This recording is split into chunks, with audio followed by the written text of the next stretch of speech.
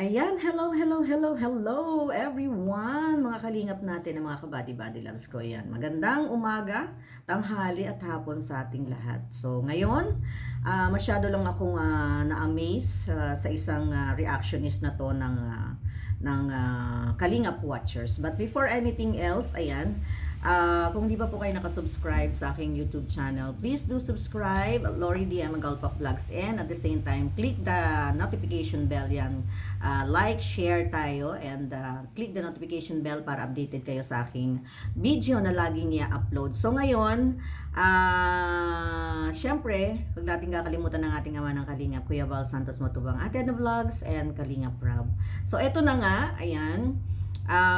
Hindi ko alam kung magiging successful ako, pero nakapag-decide na rin ako na magawa na lang tayo ng reaction video hanggat tayo ay medyo hindi pa okay sa ating kalalagayan.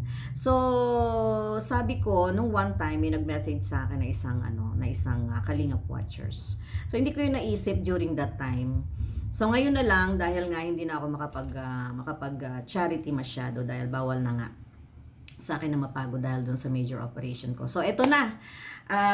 Gagawa ako ng isang maikling reaction video, no. Masyado akong na-touch. Masyado akong na-touch nitong si Jen's Journey. Yan.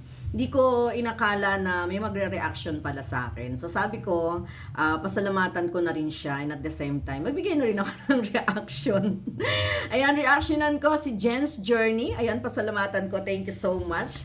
Hindi ko inakala na may isang reactionist na magre-reaction sa akin. So, tuloy na natin to. Ayan, ang nireaction na niya sa akin ay si Lola na 72 years old, yung upload ko, na isang Lola na bangkera. Yan, tumatawid ng ilog para lang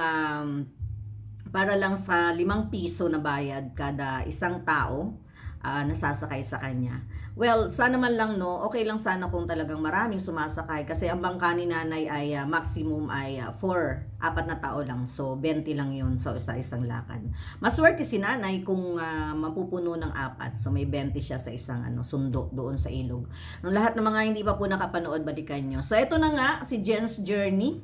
Thank you so much, Jen's Journey. At masyado rin akong na-amaze, masyado akong natuwa. Sabi ko nga, dahil may isang reactionist na nakapansin ng video ko. Ayan, so masyado akong kaya ako napilitang mag-reaction video dahil na-touch din ako sa feelings niya. Alam niyo naman na rin ako, mababa rin yung luha ko. So medyo napaiyak din ako. Pero ngayon tinatagan ko yung loob ko na wag umiyak. So nakakaawa talaga si Lola, no. So sabi ko nga, sabi ni Jen's Journey na kung maaari daw na wag na lang yun ang trabaho niya. Yan, so i-discuss natin. Huwag na lang daw yun yung trabaho niya. Actually, meron talaga siyang isang tindahan. Pero alam niyo naman natin ang tindahan, 'di ba? Hindi yan talagang sobrang kumikita. Kumbaga mga papiso-piso din siya. So, nauubos din yung capital ni Lola, pero ang pagbabangkero talagang nandiyan na. At sa mga anak naman, wala siyang kasamang mga anak dyan sa kanya. At syempre may mga kanya-kanya ng buhay.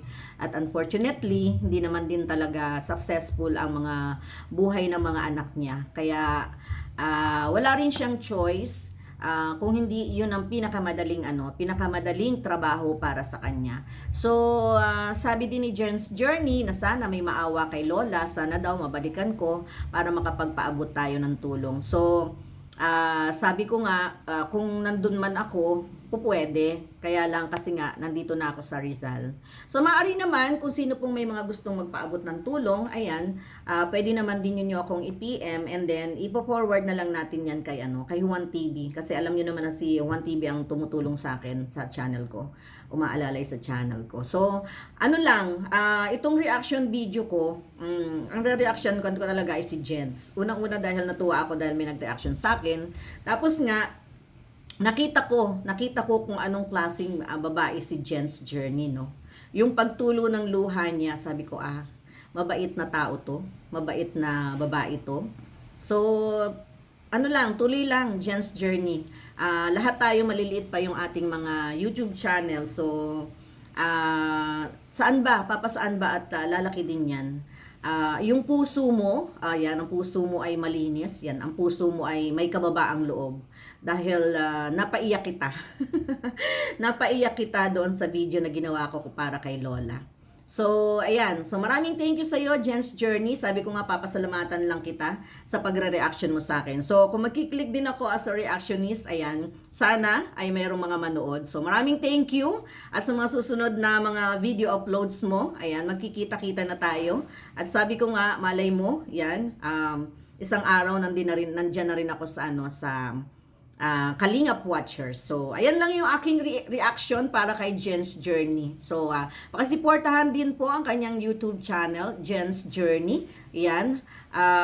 May mababang puso rin. Yun ang tingin ko sa kanya. So, mga nagsisimula, ayan, mga nagsisimula tayo pare-pareho sa larangan ng social media, sa YouTube channel at sa pagiging reactionist. So, ayan, don't forget po, ayan, Jen's Journey, isang Kalingap Watchers yun. Maraming salamat po. Sana nag-enjoy kayo sa aking munting reaction sa taong nag-reaction sa akin. Ayan, salamat na marami. Bye-bye everyone. Until sa ating susunod na video upload.